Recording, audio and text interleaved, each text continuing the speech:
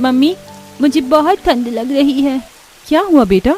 नेहा पिंकी के माथे पर हाथ लगाकर देखती तो उसे पता चलता है कि पिंकी का सर तो बुरी तरह तप रहा था।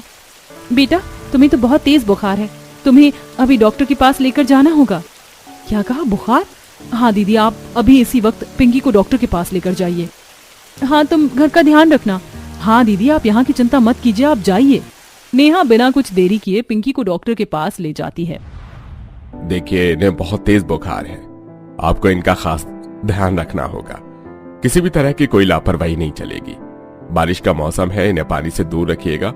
और ऐसे में बहुत से मच्छर भी होते हैं जो हमारे स्वास्थ्य के लिए बहुत खतरनाक होते हैं। जी डॉक्टर साहब, मैं ध्यान रखूंगी। मैंने 1 हफ्ते की दवाई दे दी है, अगर आराम नहीं हुआ तो इनके बाद टेस्ट होंगे। जी। नेहा पिंकी को लेकर घर वापस आती है। क्या कहा दीदी डॉक्टर ने? डॉक्टर ने ध्यान रखने के लिए कहा है, बारिश में भीगे ना।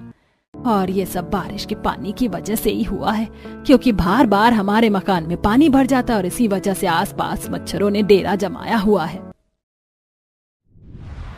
हमें कुछ तो करना चाहिए, नहीं तो ऐसे ही हम सब बीमार हो जाएंगे। शाम को उनके पति घर वापस लौटते हैं।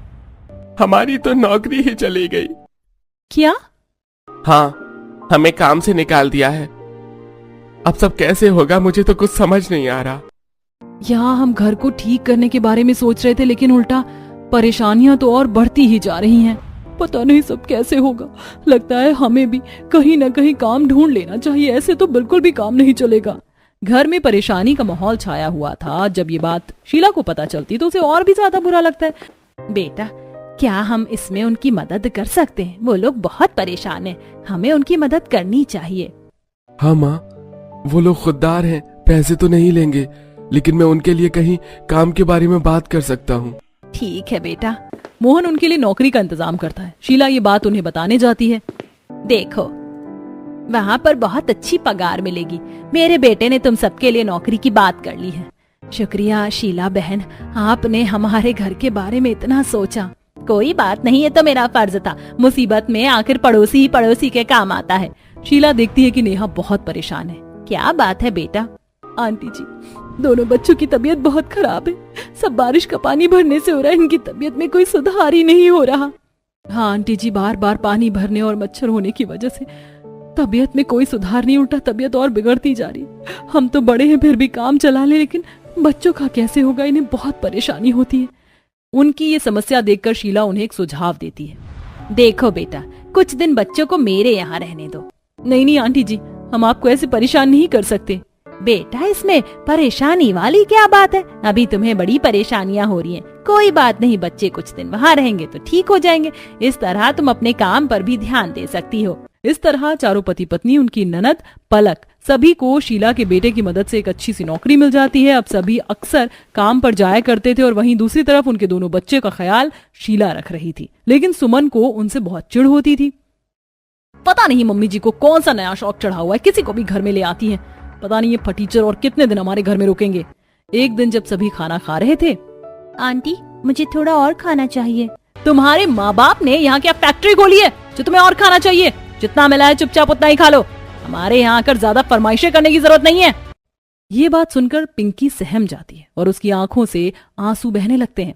तुझे जरा सी भी शर्म नहीं आती कि बच्चों से कैसे बात करनी चाहिए?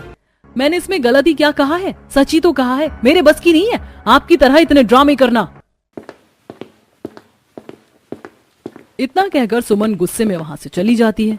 कोई बात नहीं बेटा, मैं तुम्हें खाना देती हूँ। वो जरा ऐसी ही है, सभी से ऐसे ही बोलती है। उसकी बात का बुरा मत मानना।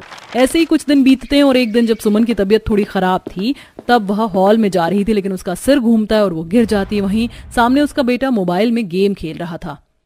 सोनू बेटा, जरा मुझे पानी देना। नहीं मम्मी, अभी मैं गेम खेल रहा हूँ, मुझे डिस्टर्ब मत करो। सोनू एक बार पलट कर भी नहीं देखता, लेकिन तभी वहाँ पिंकी आ जाती है और सुमन को ऐसे परेशान देखकर उसे जल्दी से पानी पिलाती है। लीजिए आंटी, पानी पी लीजिए।